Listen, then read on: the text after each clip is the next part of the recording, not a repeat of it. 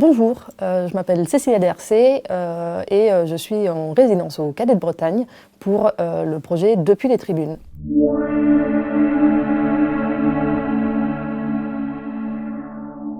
Alors mon tout premier souvenir lié au sport, c'est quand j'étais très petite, la première fois que j'ai eu un cours de sport.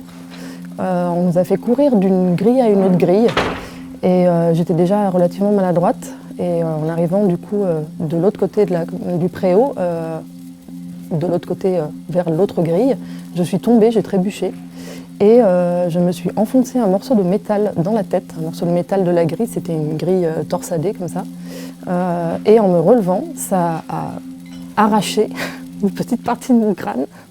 Ce qui fait que je suis allée voir ma prof de sport du haut de mes 5-6 ans, le visage entièrement ensanglanté et en pleurs, et que je suis partie en camion de pompiers et que j'ai eu des points de suture. Voilà, c'était la toute première fois de ma vie que je courais sous les ordres de quelqu'un et ça s'est pas très bien passé. Du coup, c'était le début d'une longue série.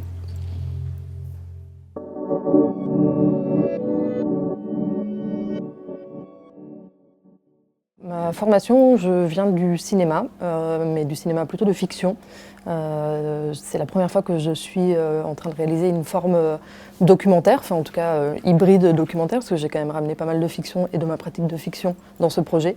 Pour Depuis les tribunes, j'ai été accueillie en résidence au Cadet de Bretagne, qui est un centre multisportif. J'ai commencé par vouloir faire un film documentaire naturaliste qui a très vite évolué dans sa forme. Mais l'objectif était de recueillir des récits de personnes qui se reconnaissaient dans l'appellation de nul, et de nul en sport spécifiquement, qui avaient expérimenté ce sentiment de marginalité ou de mise à l'écart, ou en tout cas au minimum d'excentricité, qui est de ne pas se reconnaître dans l'amour du sport, qui est une espèce de langage un peu universel, qui nous échappe. Je suis beaucoup partie de ma propre expérience, hein. Évidemment ce film est très autobiographique, même de l'ordre de l'exorcisme à quelques endroits. J'ai travaillé avec des entretiens, des témoignages recueillis un peu aussi bien dans le centre qu'à l'extérieur du centre aussi, parce que forcément des personnes qui sont nulles en sport ne sont pas les plus présentes à l'intérieur des centres sportifs. Ça a été assez difficile de lui trouver une forme à ce film, notamment parce que j'étais assez inquiète de projeter mon avis sur des personnes en train de faire du sport en fait. Et j'ai très vite abandonné la forme naturaliste qui finalement ramenait une espèce de jugement de réalisatrice qui pose un regard sur, et c'était exactement l'inverse de ce que je voulais faire. Vraiment, si le film parle des stéréotypes et des a priori, le but était de célébrer et de donner la parole aux personnes qui se reconnaissent dans ce truc de marginalité, quoi. Et c'est comme ça que l'idée du musée est apparue. J'ai été accueillie dans les cadets, on nous a donné une pièce dans laquelle stocker notre matériel qui était des toilettes, des vestiaires d'arbitres. Et je me suis dit que c'était quand même rigolo, 10 ans plus tard, de s'y retrouver à nouveau, étant donné que je me cachais souvent dans les toilettes et que j'essayais d'y passer un maximum de temps pour rater un maximum du cours, ou alors que je m'y changeais par pudeur aussi, parce que j'avais peur d'être vue par les autres personnes dans les vestiaires. Et voilà, dans cette espèce d'idée on se retrouve à retourner au même endroit y mener des entretiens d'ailleurs, parce que ça a été un espace dans lequel j'ai accueilli quelques personnes et rencontré des personnes pour le film. Et on s'est dit que c'était intéressant d'y recréer un décor. Et j'ai l'occasion de travailler avec une équipe merveilleuse de très bons amis et de très talentueux collaborateurs, notamment Loïc Vanel qui est chef décorateur, avec qui on a imaginé cette structure de musée qui a été éclairée par la chef opératrice Naomi à Margé. Et voilà, c'est un travail collectif parce que pour moi le cinéma est un métier à plusieurs. Enfin, c'est mon don de réalisatrice qui est mis en avant, mais c'est vraiment un travail d'équipe. Du coup, le musée, il est envisagé comme une déambulation autour des mauvais souvenirs que j'ai recueillis d'expériences de sport.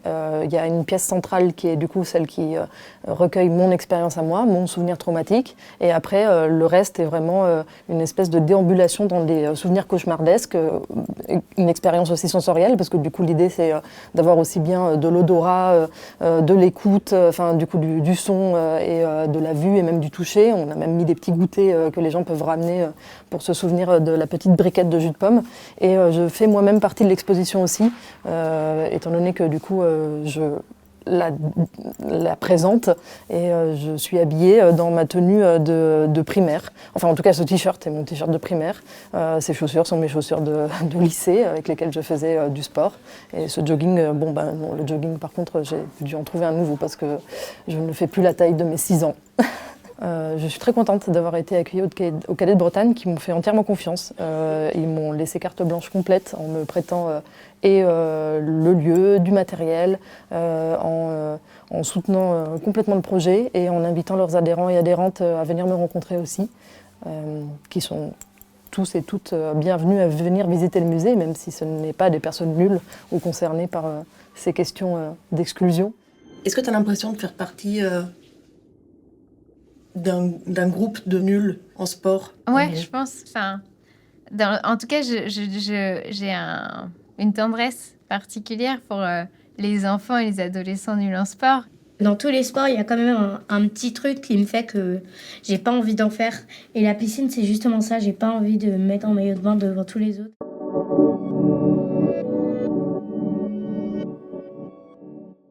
Mon travail autour du sport, mon travail autour du geste sportif, finalement ça a été d'enlever le mot geste dedans, parce que c'est quelque chose qui ne me parle pas énormément, même si je reconnais la beauté du sport sans problème et qu'aujourd'hui je suis dans un rapport beaucoup plus apaisé avec cette pratique-là, mais plutôt de questionner les valeurs autour de la pratique sportive et surtout d'essayer de réunir des personnes qui ont vécu ce sentiment d'exclusion, de marginalité que moi j'ai ressenti très fort en grandissant et qui me fait ressentir une espèce d'impression de communauté avec des personnes qui se reconnaissent directement quand on évoque cette thématique qui est celle d'avoir été nul en sport ou de l'être ou de se considérer nul et essayer de répondre à la question qui m'intéresse vraiment très très fort, qui est comment faire pour faire du sport une pratique neutre en fait, qui pourrait être l'équivalent de, je sais pas, manger, boire, dormir et le libérer de